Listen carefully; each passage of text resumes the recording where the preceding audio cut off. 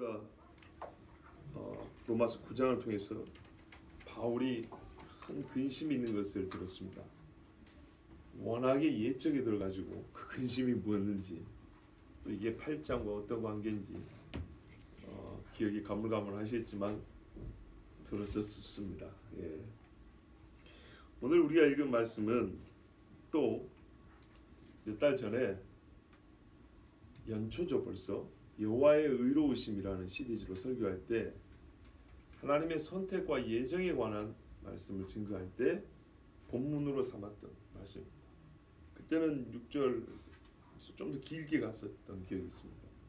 그래서 선택과 예정 교리가 성경에 여러 군데 나와 있지만 이 로마서 9장에 아주 잘 드러나 있다고, 그래서 이제 우리가 그때 좀 면밀히 읽고 들었던 기억이 있습니다. 그렇죠? 예. 혹시 궁금한 분들은 다시 들을 수 있으니 말씀하시기 바랍니다. 그런데 오늘은 또 그 말씀을 반복하려는 게 아닙니다. 그러면 그때 한번 했으니까 그냥 다르게 하려는 목적을 가지고 말씀을 전하는 것도 아닙니다. 순서가 되었으니까 그런 것도 아닙니다. 무슨 말씀이냐면 성경은 교리집이 아닙니다. 선택과 예정, 교리를 가르쳐주기 위해서 이 본문을 쓴 게 아니고 이스라엘의 구원에 관한 문제를 쓰는 중에 우리는 그 안에서 하나님의 선택을 발견한 것이죠. 그렇게 발견한 말씀들이 하나의 법칙과 원칙을 형성하고 있기 때문에 그걸 우리가 모아서 교리로 배우는 것입니다. 이해가 되시죠? 예. 처음부터 창조교리는 창세기하고 욥기에, 구원 대속교리는 레위기하고 히브리서 이런 것이 아니고 하나님께서 우리에게 하시고자 주시고자 하는 모든 진리의 말씀이 성경 곳곳에 있는데 그 곳곳에 있는 말씀들이 읽는 중에 전체적인 맥락이 있고 스토리가 있고 있을 거 아닙니까? 그러던 중에 어떤 하나님의 원칙이 있어요. 하나님만의 룰이 있다 이 말이죠. 그게 물론 십계명이 잘 나타났지만은 그 외에 여러 가지 하나님의 어떤 신적인 법과 원칙이 성경 곳곳에 숨겨져 있는데 그거를 발견하고 읽어내는 눈도 우리가 필요하고요.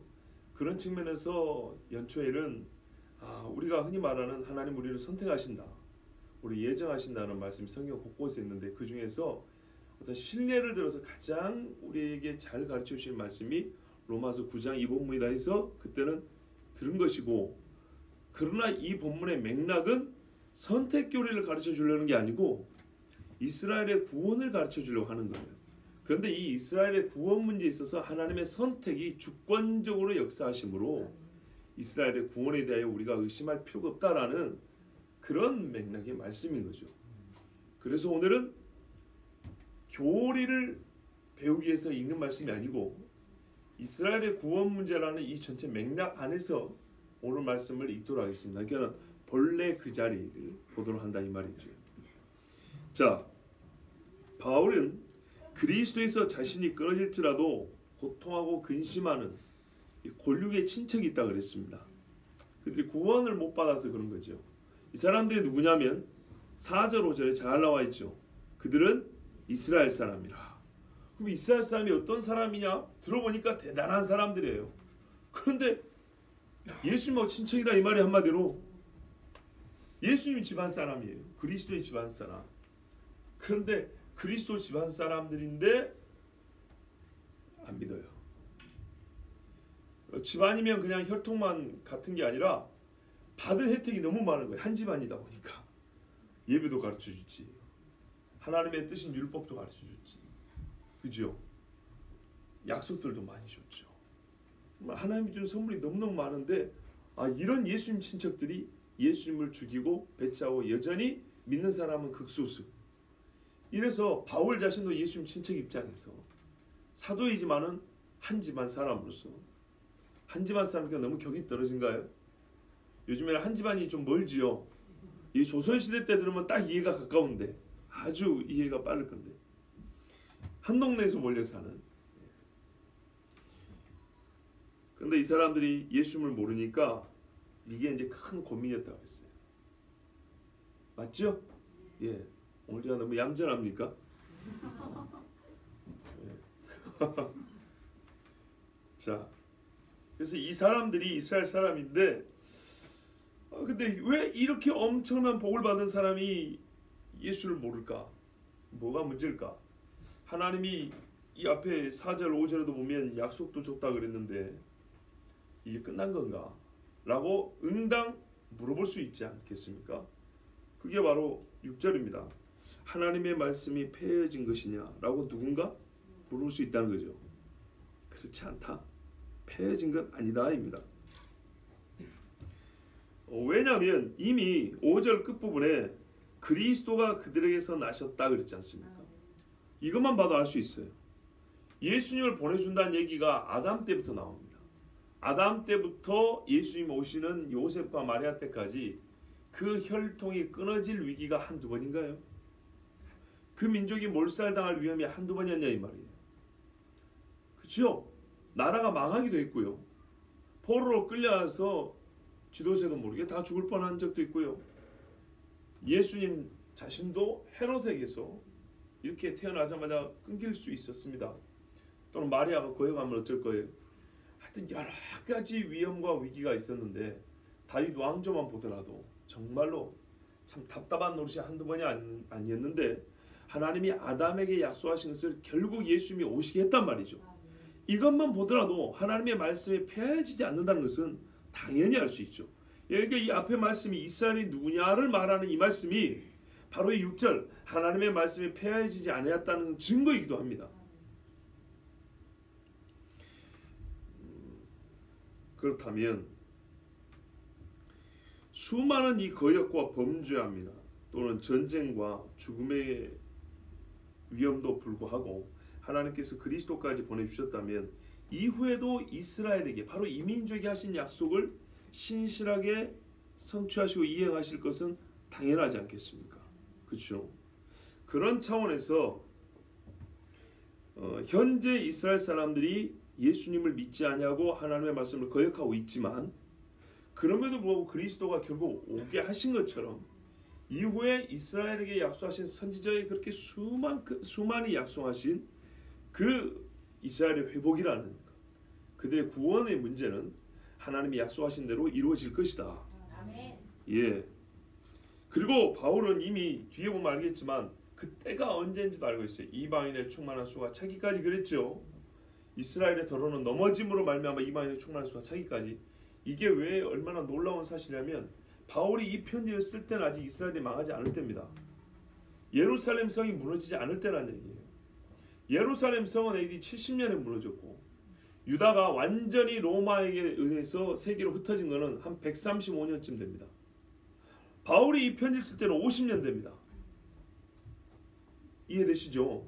아직 예루살렘 성전이 여전하고 유다는 가나안 땅에서 여전히 나름대로 그래도 잘 살고 있습니다. 그런데 바울이 뒤에 가면 말하래요. 이스라엘이 넘어진다 그러잖아요. 넘어지고 그런 다음에 이방인에게 복음이 증거되고 이방인의 충만한 수가 차면 다시 이스라엘의 복이 들어올 것이고 그래서 이스라엘이 하나님 앞에 돌아올 거다 이렇게 말하죠. 그러니까는 지금 바울은 이미 끝을 알고 있어요. 그러니까 말씀에 폐해지지 않았다는 걸 안단 말이에요. 왜? 이게 예언이 되어 있기 때문에. 바울이 뒤에 하면 무슨 예언을 가지고 이걸 확신하냐? 모세의 예언입니다. 모세 신명기 글이 나와 있어요. 이미. 모세가 신명기에 가나안 땅에 들어가기도 전에 이스라엘 사람들에게 나중에 너희가 언어도 모르는 알지도 못하는 사람들이 와서 그들이 메시아를 알고 너희에게 복음을 전할 거다 오히려. 이렇게 예언을 하고 모세가 죽었어요.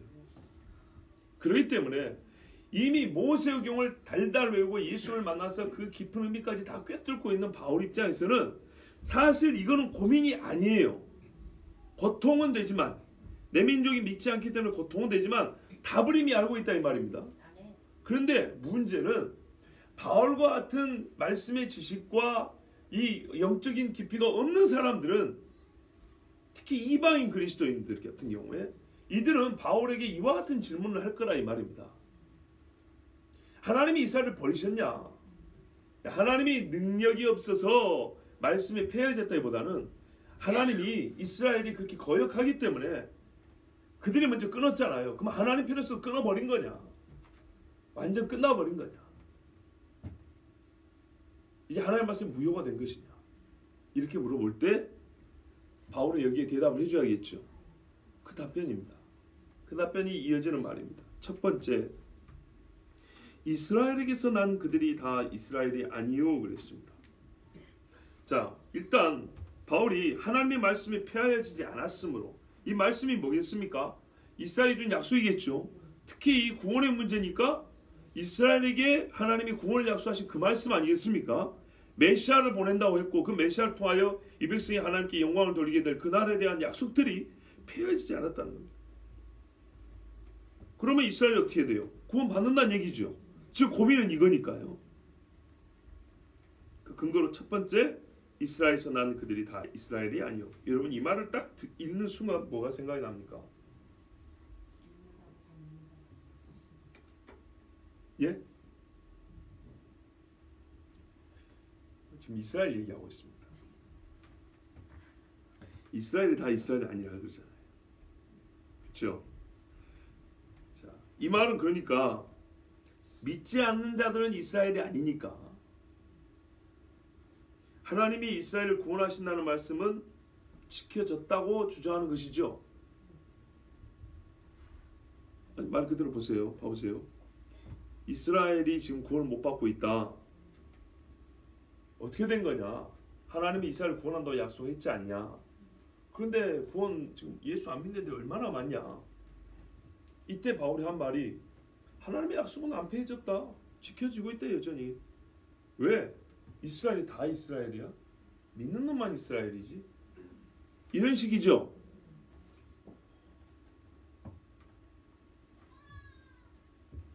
만일 그렇다면, 그래서 하나님이 약속을 지켰다고 할 것 같으면 이스라엘이고 뭐고 이렇게 운운할 필요가 없습니다. 그럼 여러분은 예수를 믿는 사람이니까 그리스도인이지 그리스도인하고 다 그리스도인이냐? 똑같지 않습니까? 특별히 이스라엘 할 필요가 어디냐 이 말이에요. 아, 믿는 자가 그러면 신자지 뭐 이렇게 논리가 똑같잖아요. 그렇죠? 지금 개인을 얘기하고 있는 게 아니에요. 이스라엘이라는 민족과 이 나라에게 하나님이 약속하신 게 있다 이 말이에요. 그런데 믿는 놈이 이스라엘이니까 안 믿는 놈을 갖고 하나님 앞에 따지지 말고 믿는 사람만 보자 이 말이죠. 그죠? 믿는 사람 봐라. 하나님 약속 지켰잖냐. 그러면 특별하게 이스라엘 약속할 이유가 어딨냐 이 말이에요. 이방인이 우리도 믿는 사람은 믿는 사람인데, 그렇죠? 믿는 놈은 구원받고. 그리고 고민할 필요가 어디 있어요? 바울 자신도 이스라엘 사람으로 좀 구원받았는데 사도들이 몇 명이고 아무리 적어도 지금 예수 믿는 이스라엘 사람이 수천 명, 수만 명인데, 그렇지 않습니까? 이게 뭔 고민입니까? 이 논리대로 하면 단 한 명이라도 믿는 사람이 있으면 하나님이 약속 지킨 거잖아요. 왜? 믿는 자만 이스라엘이니까. 그렇지 않습니까? 믿는 자를 기준으로 약속 여부를 판단하라 이 말 아니에요. 우리가 이해한 대로 하면 강력 이스라엘 그렇죠. 한국말입니다. 아니 제 말은 여러분 보고 그렇게 믿으라는 게 아니고 딱 그렇게 보이지 않냐 그 말이에요. 그리고 여러분은 읽는 순간 쉽게 그렇게 받아들여지지 않냐 이 말이에요. 근데 내 말은 뭐냐면 나는 그게 이의가 있다 이 말이에요. 그런 논리로 말할 것 같으면 뭐하러 처음부터 이스라엘 얘기하냐 이 말이죠.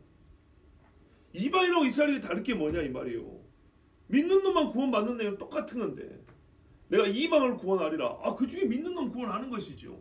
이스라엘도 믿는 놈 구원하시는 것이죠. 그러면 이스라엘과 이방인을 뭘 차이둬서 뭐 한다고 이스라엘 이렇게 할 필요가 있냐 이 말이에요. 이스라엘의 구원 문제를 이렇게 심각하게 논의할 이유가 어디에 있냐 이 말이죠. 없지요. 그럼 어떻게 이해하시렵니까? 믿는 자를 구원한다는 것은 모든 민족에게 보편적인 원칙입니다. 이거는 이스라엘만 해당되는 것이 아닙니다. 근데 그걸 가지고 지금 문제는 주제는 뭐냐면요. 믿는 자를 왜 안 구원하냐 이 말이 아니에요. 예. 믿는 자인데 대한민국 사람은 안 구원하고 똑같이 믿는데 아프리카 사람은 구원하고 이걸 따지자는 게 아니에요. 왜 유대인이 안 믿냐를 물어보는 거예요. 믿으면 구원받는 원칙은 똑같거든요. 문제는 왜 유대인이 안 믿냐는 거예요. 하나님의 약속대로라면 구원을 받으면 당연히 믿어야 되잖아요. 당연히 믿어야 되는데 왜 안 믿냐를 물어보는 거예요. 믿는 몇 사람을 얘기하는 게 아니고.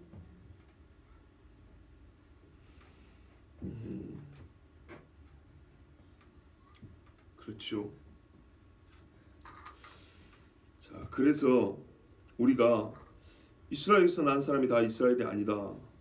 믿는 자만 이스라엘이다. 이렇게 해버리면요. 어떤 개그맨이 말한 것처럼 참 쉽죠. 이 문제가 너무 쉽게 풀려버립니다. 그걸로 답이 돼버리면 이후 9장 이후의 말씀 11장까지 이렇게 길게 쓸 필요가 없습니다. 그렇지 않습니까? 왜 이스라엘이 구원 못 받습니까? 왜 구원 못 받아? 지금 구원 받은 사람 있잖아. 믿는 사람만 이스라엘이야. 안 믿는 애들은 저것들은 가짜 이스라엘이야. 참 이스라엘은 믿고 하나님이 이스라엘 구원한단 말 성취됐잖아. 이 말로 답이 될 것 같으면 이 뒤에 말이 무슨 필요가 있냐 그 말이에요. 동의가 되십니까? 예. 그런데 문제는 우리 눈에는 그렇게 보인다는 거예요. 말을 그렇게 써놨다는 거예요. 그러면 이걸 어떻게 하냐 이 말이죠. 목사 말을 들어보니까 그 말도 말이 맞는데 어쨌든 하나님의 말씀이 이렇게 돼 있지 않냐 이 말이죠. 그러면 이걸 어떻게 풀 거예요? 자, 그러면 조금 생각할 필요가 있습니다.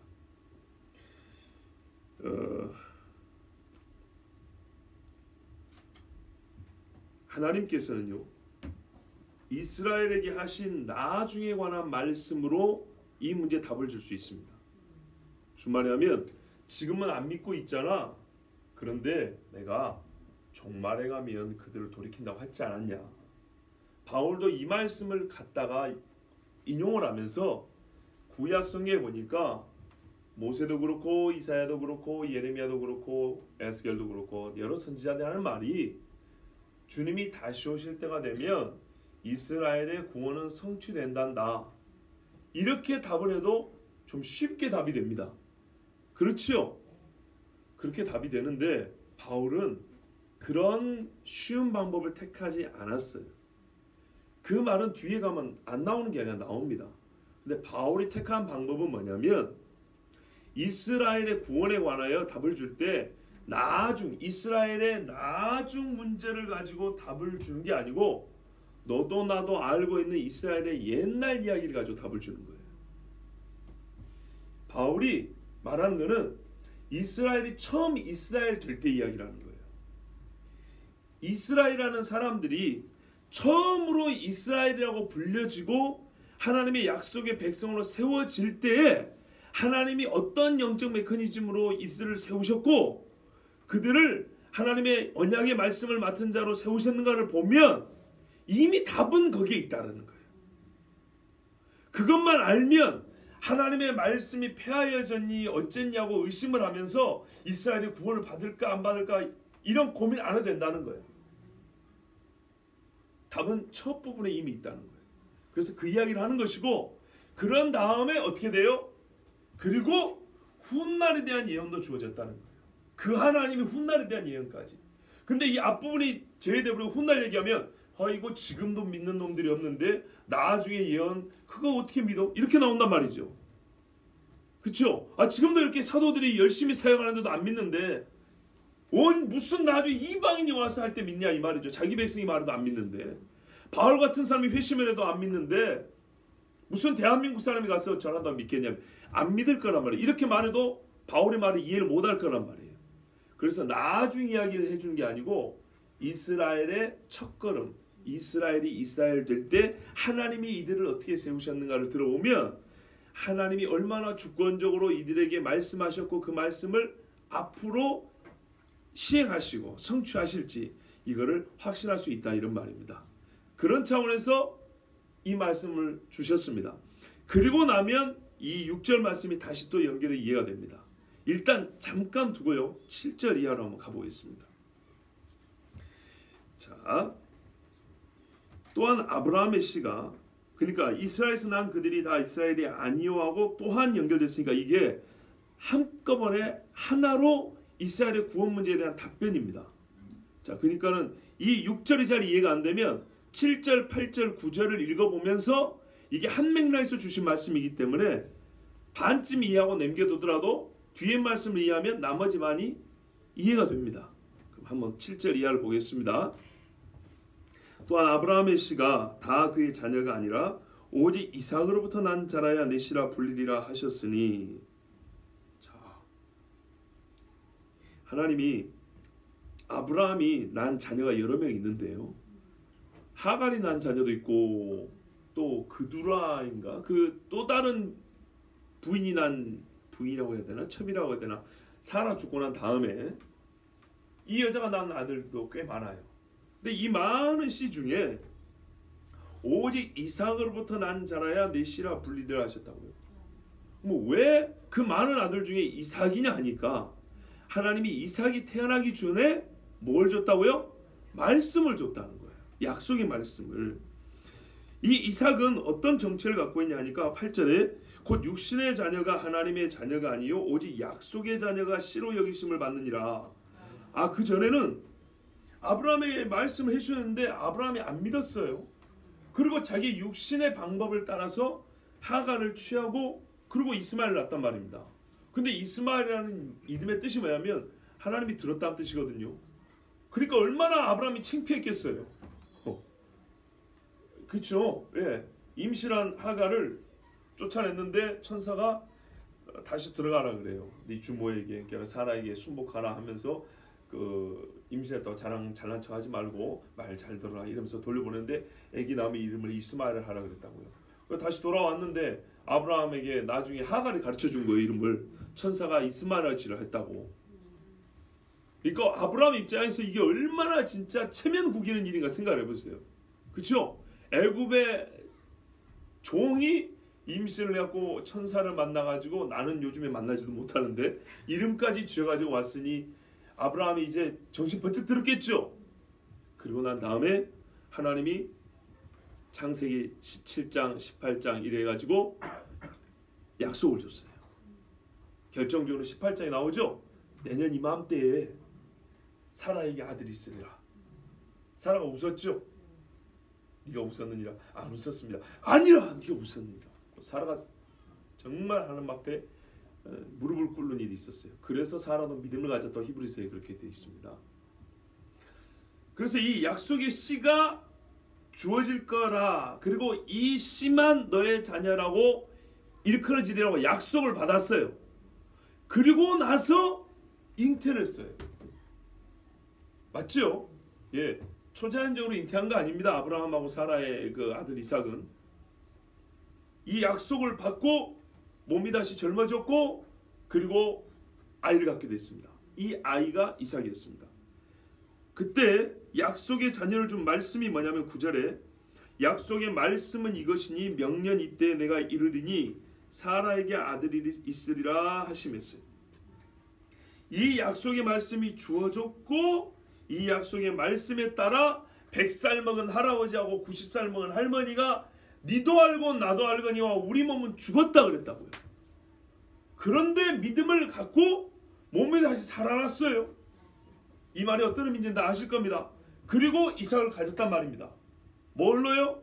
하나님이 약속을 주셨고 아브라함이 불신하는 동안에는 그 기간에 뭐 없었죠. 그러나 와서 사라의 믿음까지 키워주신 다음에 약속의 말씀을 두 사람 마음에 심겨주고 이 말대로 되리라고. 그리고 이 약속의 말씀으로 난 자라만 약속의 씨라 여김을 받고 그를 통해서 메시아가 온다. 이렇게 하나님이 이삭을 보내줬어요. 그 다음에 그뿐 아니라 거의 같은 맥락입니다. 또한 리브가가 우리 조상 이삭 한 사람으로 말미암아 임신하는데 이거는 좀 이제 문제예요. 뭐냐면 앞에는 하갈과 사라라고 엄마가 다르잖아요. 하나는 애굽의 몸종이고 하나는 아브라함의 정실 부인이고, 그런데 또 애가 또 순차적으로 태어났잖아요. 근데 이번에는 달라요. 아버지도 하나요, 어머니도 하나요. 이게 영적 계보가 차이가 없어요. 있죠? 아버지의 영성과 어머니의 영성이 달랐던 이스마엘하고 이삭하고는 다르게 에서하고 야곱은 한 아버지의 몸과 영성과 한 어머니의 몸과 영성 그 가운데서 잉태가 됐단 말이에요. 그런데 아무런 차이가 없는데도 무슨 옛날에 그 초음파 사진 이런 것도 없어요. 그러니까는 부모가 이 아이들에서 성별도 모르고 이게 일란성인지 이란성인지 요즘 말하면 그것도 모르고 전혀 아이들에 대한 정보도 없어요. 어쩌면 얘가 아직 쌍둥이인지도 모를 수 있어요. 그럴 수도 있죠. 좀 이런 식의 하나님 말씀하셨다면 조금 이제 기간이 지난 다음에 말씀했다면 알았을 거예요. 아마 그 정도는 알았을 것 같아요. 왜냐하면 네 태중에 두 민족이 있구나 하면서 이렇게 막 뛰노는데 뭐 이런 이야기 있으니까 쌍둥이인 것쯤은 알았을 겁니다. 근데 중요한 거는 그들의 영적인 상태와 출생 이후의 삶에 대하여 부모는 아무것도 알지 못하고 결정할 수 없고 도움도 줄 수 없는 그냥 말 그대로 뱃속에 있는 태아일 때 하나님께서 말씀하시기를 뭐라 하면 두 민족이 네 뱃속에 있고 큰 자가 작은 자를 섬기리라 이렇게 말했단 말이에요. 그렇죠? 근데 이걸 왜 그렇게 말했냐니까 11절에 그렇게 미리 말씀한 이유가 있어요. 그러니까는 부모가 이 자식들에 대하여 어떤 영향도 미칠 수 없을 때 어떤 결정도 낼 수 없고 이 아들의 얼굴 보고 얘는 뭐 속된 말로 관상을 보니 이런 말도 아무것도 할 수 없을 때 오직 11절 보세요.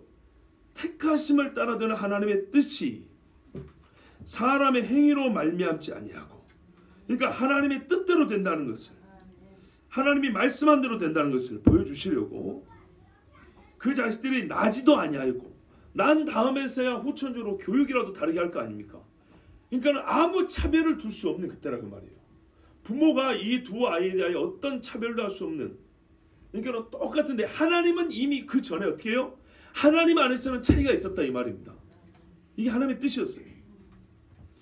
그들이 무슨 선이나 악을 행하지도 아니한 때 그러니까 그 아이들이나 그 부모나 이 두 아이의 운명에 대해 어떤 결정적인 영향도 미치지 못하는 그때 오직 택하심을 따라되는 하나님의 뜻이 행위로 말미암지 않고 오직 부르시는 이로 말미암아 서게 하려 하사 그러니까 하나님이 부르시고 세우신 그 계획대로 모든 것이 그렇게 되게 하려고 하나님은 그 복주에 있는 두 아이에게 난 이후에 부모가 다르게 키웠고 다른 감정을 가졌음에도 불구하고 특히 아버지 이삭이 에서에게 큰 사랑을 베풀었음에도 불구하고 그것은 아무 영향을 미치지 못하고 태중에 있을 때 하나님이 하신 말씀이 그렇죠? 그 말씀이 서게 하려고 하시고 그때 하나님이 말씀을 주셨어요. 큰 자가 어린 자를 섬기리라고. 그리고 그 이후에 이들의 삶은 실제로 어떻게 됐냐면 13절에 보면 기록된 바 내가 야곱은 사랑하고 에서는 미워하였다 하심과 같으니라. 근데 문제는요. 보통 이런 식으로 성경에 쓰일 때는 시간 순서가 반대예요. 무슨 말이냐면 12절이 나중에 있어야 돼요. 그렇죠. 보통 보세요. 예수님이 나사렛에서 오셨어요. 예를 들어 12절에 예수님이 나사렛에서 오셨느니라. 13절에 내려가서 왜냐하면 기록된 바 나사렛 사람이라 불리라 하면 이루려 하려고 이렇게 되잖아요. 맞죠? 앞에 것이 시간적으로 나중에 있을 일이에요. 그러니까 우리가 지금 경험하는 일. 근데 왜 이 경험을 하게 됐냐? 미리 말씀이 기록되었으니까. 그리고 13절에 이렇게 말해줘야 되는데 이 부분은 반대예요. 이 부분은 12절이 창세기고 13절이 말락입니다. 혹시 이 말이 잘 이해가 안 되실까 봐 다시 말씀드릴게요. 성경에 어떤 예언이 되어 있으면 훗날의 예언이 성취되지 않습니까? 예를 들면 예수님이 피신을 애굽으로 해가지고 애굽에 피신을 해서 나중에 돌아오시죠. 그렇죠? 헤롯이 죽이려고 하니까 애굽으로 피신해서 돌아오시잖아요. 예. 그런 다음에 왜 예수님이 하필이면 애굽으로 피신해서 돌아왔냐 하면 성경에 보니까 애굽에서 내 아들을 불렀다 함을 이루려 함이라. 이렇게 이제 성경이 기록이 되어 있으면 애굽에서 피신했다 돌아온 사건이 먼저 기록이 되어 있고 그 다음에 기록된 바 하고 이 이야기는 뒤에 나오죠. 실제로는 이 예언이 더 오래전에 되어 있었지만 그렇죠? 근데 오늘 여기 12절 13절은 12절이 창세기고 13절이 말라기니까 거꾸로 됐다 이런 말입니다. 큰 자가 어린 자를 섬기리라, 이 말씀이 뒤로 가야 돼요. 왜 그렇게 됐냐면 이미 기록이 되어 있기 때문에, 내가 야곱은 사랑하고 에서는 미워하였다 이렇게 기록했으니까 결과적으로 큰 자가 작은 자를 섬긴다 이래야 되는데, 성경의 실제 기록은 큰 자가 작은 자를 섬기리라가 창세기에 먼저 기록이 되어 있고, 13절이 내가 야곱은 사랑하고 에서를 미워했다함이 말라기에 기록이 되어 있어요. 이게 무슨 말이냐면 12절이 예언이 됐고 13절이 예언의 성취가 됐다는 얘기입니다. 실제로는 그렇게 됐다는 얘기죠. 13절이 예언의 성취입니다. 그런데 재밌는 거는 하나님은 창세기에서 말하면 큰 자가 작은 자를 섬기리라고 그랬지요. 둘이 누구는 미워한다 하나님의 감정이 드러나지 않았죠. 근데 실제로는 하나님의 감정이 먼저 앞서지 않겠습니까? 근데 감정이 결과로 나와 있어요. 그래서 우리가 이걸 해서 아침에 여러분 너무 정신없게 해서 죄송한데 어쩔 수 없어요. 바울이 이렇게 써놓은 걸 제가 어떻게 합니까? 근데 일반적인 이 기록된 바가 앞서 있다는 것은 말라기에 늦게 기록이 되어 있지만 하나님의 심정은 12절보다 앞에 있었다는 겁니다. 그러니까 복중에 있을 때, 쉽게 말하는 거예요. 복중에 있을 때 하나님이 에서보다 야곱을 사랑했다는 겁니다.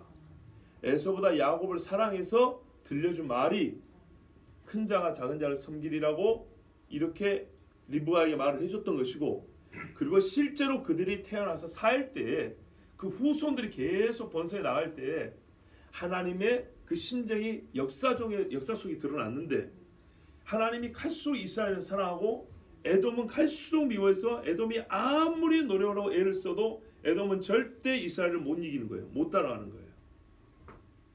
그리고 실제로 말라기에 이게 1장이 기록이 되어 있는데요.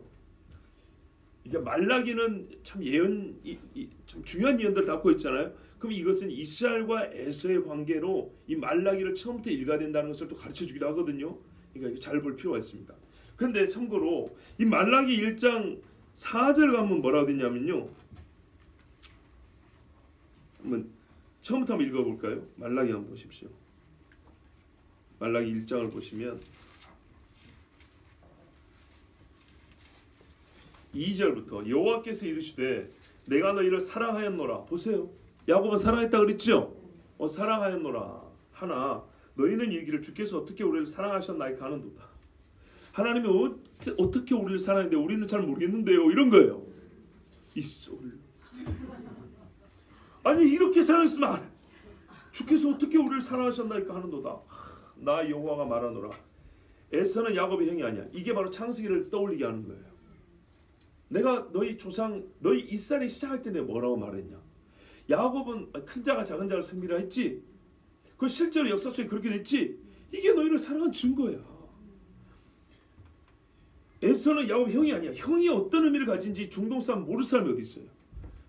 그러나 내가 야곱을 사랑하였고 에서는 미워하였으며, 너희가 사랑한 증거가 뭐냐? 너희가 직접적으로 내 사랑을 못 느꼈다면 내가 에서를 미워한 결과 에서가 지금 어떻게 살고 있는 꼴을 봐봐. 그러면 너희가 얼마큼 내 사랑받는지 알 수 있을 거야. 이런 말입니다. 그러나 내가 야곱을 사랑하였고 에서는 미워하였으며 그의 산들을, 에서는 산에 살았죠, 황폐하게 하였고 그의 산업을 광야의 이리들에게 넘겼느니라. 에돔은 말하기를, 이렇게 이제 하나님이 막 넘겨뜨려 버리니까 에돔은 스스로 뭐라 그러냐면 그렇게 무너질 수만 없잖아요. 그래서 이를 악물고 이렇게 말을 해요. 우리가 무너뜨림을 당하였으나 황폐된 곳을 다시 쌓으리라. 하나님 그래요? 해보세요. 우리가 다시 쌓고 다시라고 할 테니까 해봐. 이런 식으로 하나님 앞에 대들었어요. 하거니와 나 만군의 여호와는 이르노라. 그들은 쌓을지라도 나는 헐리라. 쌓는 족족 헐어버린다는 것. 사람들이 그들을 일컬어 악한 지역이라 할 것이요. 그러니까 에돔이 사는 지역은 영 땅이 안 돼. 이게 악한 동네. 이렇게 말을 한다는 거예요. 여호와의 영원한 진노를 받은 백성이라 할 것이며, 얼마나 무섭습니까? 그들이 하는 것들마다 하나님이 계속 무너뜨려 버리니까 사람들이 이 사람들은 진짜 하나님의 미워함을 받는 백성이구나. 하나님께 진노를 받는 백성이구나. 이렇게 그 주변 나라들도 깨닫는다는 얘기입니다. 이런데 내가 너희를 사랑하는지 모르겠다고? 너희는 포로로 끌려가도 돌이켜 왔는데 이런데도 내가 너희를 사랑하는지 모르겠다고? 하나님이 이렇게 지금 말씀하는 거예요. 그 말라기의 마지막 여러분 메시지가 뭡니까? 아버지께로 아비의 마음을 자식에게로 아닙니까? 지금 이스라엘이 어떤 상태예요? 하나님이 우리를 아버지처럼 그렇게 부르 사랑했다는데 나는 모르겠어요. 이렇게 말하는데 나는 모르겠어요. 몰라? 이걸 어떻게 설명할까? 한 배에서 한 아버지 한 어머니 하나도 아니고 한 어머니 뱃속에 태어난 네 형에 대해 내가 어떻게 한 걸 알면서도 네가 내 사랑을 모른단 말이야. 하나님 이렇게 호소하는 거예요. 그래서 5절 보세요. 너희는 눈으로 보고 이르기를. 이때가 되면 어떻게 됩니까? 이 에서가 자꾸 무너지는 걸 보고 그때서야 이스라엘이 아 하나님 우리 사랑했구나 이제서 안다는 거예요. 진짜 이게 동태 눈가는지 사람 눈인지 그때서야 아 하나님이 우리를 사랑했구나 하면서 뭐라 그래요? 여호와께서는 이스라엘 지역 밖에서도 크시다. 아 하나님이 온 땅에 하나님이셨고 온 땅에 우리를 사랑하는 것을 이스라엘 땅에서 우리는 그것만 보고 이스라엘만 본 거예요. 좁게 이스라엘이 좀 잘 살면 하나님이 사랑하고 이스라엘이 좀 잘못되면 하나님이 우리를 안 사랑 이렇게만 생각했던 거예요. 근데 하나님은 이스라엘 사랑을 어떻게 알려줘요? 온 세계를 섭리하고 다스리면서 내가 이스라엘의 사랑을 보여주신다 이런 말이에요. 이때서 한 거예요. 이스라엘 밖의 지역에서 하나님이 행하는 걸 보고서야 아 우리가 지금은 어떻게 해요? 황폐한 땅이고 지금은 바벨론을 끌려갔으나 이스라엘만 보니까 지금 현 상황만 보니까 어떻게 해요? 우리는 하나님 앞에 미움받은 백성이고 하나님의 약속에 패해진 것 같지요. 그런데 넓혀서 에돔을 보고 애굽을 보고 바벨론을 보고 요즘으로 말하면 미국을 보고 중국을 보고 시리아를 보고 한국을 보니까 이스라엘 밖에를 보니까 하나님이 우리를 버린 거 아니구나. 하나님 우리 사랑한 거 맞구나. 이렇게 깨닫게 된다는 말씀입니다. 이 이야기를 바울이 지금 인용을 했어요. 말라기 선지자 해놓은 이야기를. 자 이제 좀 감이 잡혀지시죠. 너무 또 단순하게 말할 수는 없기 때문에 이 말씀은 또 한 번 전할 생각입니다. 오늘은 개괄적으로 이렇게 말씀드립니다. 자 무슨 말씀이냐면 하나님께서 처음 이스라엘이라는 나라를 세울 때 어떻게 했다고요? 어떤 인간과 대화하거나 협상하거나 협의를 거친 게 아니고 순전하게 하나님의 주권적인 선택과 계획에 따라서 했다 이 말입니다. 그런데 그 첫 말씀을 세울 때에도 믿음의 조상인 아브라함조차도 아브라함을 의존했으면 이게 불가능했을 거라는 얘기입니다. 이게 무슨 말이냐면 이스라엘 사람들이 이 불신에 대하여 바울이 앞에 거는 뭐냐면 대단하긴 하지만 이스라엘 측면이 있고 하나님 측면이 있을 거 아니에요. 이스라엘 측면을 보면 양 당사자 중에 이스라엘 편을 보면 전혀 이 문제는 해결이 안 되고 답이 안 나와요. 그래서 우리는 이스라엘의 구원에 관한 문제에 대해 어떻게 어느 측을 봐야 된다고요? 하나님을 봐야 된다. 하나님 편을 보면 반드시 우리가 이 문제에 대해서 걱정할 필요가 없다는 거예요. 왜냐? 이스라엘이라는 사람이 세워지고 하나님이 이 약속을 처음 맺을 때도 이스라엘 편, 즉 믿음이 이스라엘이 이제 야곱부터지만 이 전체를 보면 아브라함이잖아요. 아브라함과 이삭과 야곱을 볼 때 믿음의 조상들하는 그 사람들을 볼 때에도 인간 편을 볼 때는 처음부터 이들을 하나님이 뭐 택하고 열방에 비춰 세울 이유가 전혀 없었다는 거예요. 아브라함도 나쁜 짓 했잖아요. 이삭도 하나님 말씀 일평생에 거역하고 말년에 인정했잖아요. 끝까지 에서를 축복하겠다고 오기를 부렸지 않습니까? 야곱은 지 뜻대로 장자권 뺏어보겠다고 난리를 했지 않습니까? 그러니까는 지금만이 문제가 아니고 아무리 이스라엘이라도 처음부터 사람 편에서 이 문제, 이 구원에 관한 문제를 얘기할 것 같으면 전혀 답을 얻을 수 없는 문제라는 거예요. 오직 우리는 이 구원에 관한 문제는 하나님 편에서 답을 얻어야 된다는 거예요. 그러니까 이건 미래의 약속까지 갈 필요 없이 처음 장면을 보자는 거죠. 우리가 그렇게 신뢰하는, 지금까지는 그렇게 괜찮았다고 생각한다면 지금까지의 그 일을 행하신 하나님, 그것도 처음 장면만 보더라도 아 이거는 처음부터 하나님의 뜻 가운데 됐던 것이고 처음부터 세울 수 없는 인간들이 하나님의 믿음의 조상으로 세워진 걸 볼 때 그랬다면, 처음에도 그랬다면 이후 나중에 문제도 우리가 여러 가지 의심이 들 법하지만, 걱정이 되긴 하지만은 이거는 최종적으로 하나님이 정하신 것이므로 우리가 걱정할 문제가 아니다 이 말이죠. 그리고 더하여 이 말씀들을 볼 때, 그러냐 뒤에까지 말씀들을 볼 때 뭐냐면, 하나님께서 문제는 뭐냐면 둘 중에 하나를 택했다 그러지 않습니까? 근데 이 택함이 우리의 믿음을 완전히 무시한 건 아니지만 믿음 있기 전에 택함으로 나옵니다. 그러니까는 아까 6절 말씀을 믿는 자는 뭐 하나님의 말씀이 속해 이렇게 보면 안 되는 것이고, 왜냐 뒤에 7절 이하의 말씀이 아브라함의 믿음을 얘기하는 게 아니고, 히브리서는 물론 아브라함의 믿음을 말하지만 믿음 있기 전에 하나님의 주권을 강조하는 말씀이에요. 아시겠죠? 하나님의 주권으로 말미암아 아브라함이 믿음을 갖고 이삭도 믿음을 갖고 사라도 믿음을 가지고 야곱까지 내려갔던 그 이야기이기 때문에 같은 맥락인데 6절만 따로 떼어서 믿음 있는 이스라엘은 구원받았으니까 성취하기, 이렇게만 말이 안 맞는다 이 말이죠. 아시겠죠? 여기서 말하는 강조점은 뭐냐면 사람의 믿음을 무시하는 게 아니라 본문의 강조점은 하나님이 택하고 하나님이 정한 그 사람들의 남은 자가 있다 이 말이에요. 이스마엘과 이삭 중에 하나님이 이삭을 택하여 언약의 백성이 되겠고요, 에서와 야곱 중에 야곱을 택한 것처럼 전체 이스라엘이 지금 예수를 안 믿고 죽은 것 같지만 인간대로 보면 이것들이 다 지옥 가야 되는데, 하나님은 약속한 말씀이 있기 때문에 그 약속한 말씀대로 이스라엘 중에 남겨둔 택한 자가 있다 그 말이에요. 이삭과 에서 중에 가리고, 왜 한 아버지 아브라함이었잖아요. 보세요. 지금 이 수가 많을 뿐이지 아브라함의 자식이라는 것은 똑같아요. 이스마엘이나 이삭이나 같은 아브라함의 자손이지만은 이스마엘은 아니라고 야곱, 이삭은 그렇다는 것처럼 지금 이 많은 이스라엘 중에 하나님께서 때가 되면은 구원을 할, 민족적으로 구원할 그 세대의 이스라엘을 남겨놨다는 얘기예요. 그래서 이스라엘이 다 이스라엘이 아니라는 거지, 지금 한 개인을 보고 예수는 믿었으니까 이런 차원의 얘기가 아니에요. 만약 1개인의 구원 문제라면 이런 문제를 논의할 필요가 없다니까요. 이해가 되시죠? 그런데 문제는, 그러면 하나님이 그렇게 이스마엘과 이삭 중에 이삭을 가리고 같은 아버지 한 어머니 태중에서 에서와 야곱을 가린 것 같은 이 일은 언제 있을 것이냐, 이제 이게 궁금해지죠. 그래서 11장에 가면 뭐가 나와요? 이방인의 충만한 수, 이게 나오는 거예요.